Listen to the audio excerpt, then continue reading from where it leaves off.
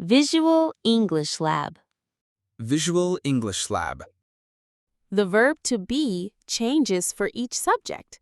I am, you are, it is. We use these words to describe who or what something is.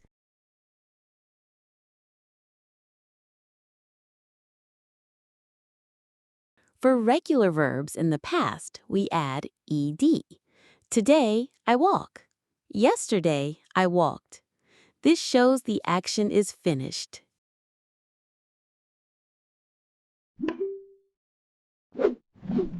To ask about life experiences, we often use the present perfect. Have you ever been to Paris? Asks about any time in your life.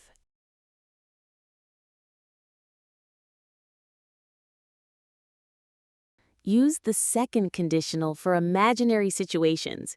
If I won the lottery, I would buy a car. It's not real, just a dream.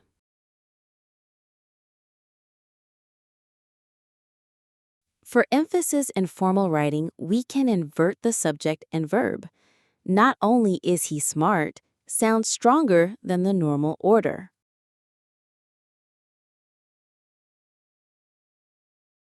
We use a before a consonant sound, like a banana. We use an before a vowel sound, a, e, I, o, u, like an apple. To compare two things, we add er. The giraffe is tall. The monkey is short. The giraffe is taller than the monkey.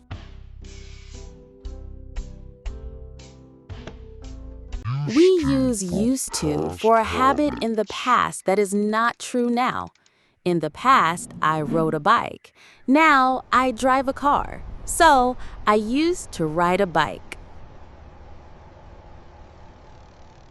In the first part, the person is the focus. The person builds the house. Active. In the second part, the house is the focus. The house is built. Passive.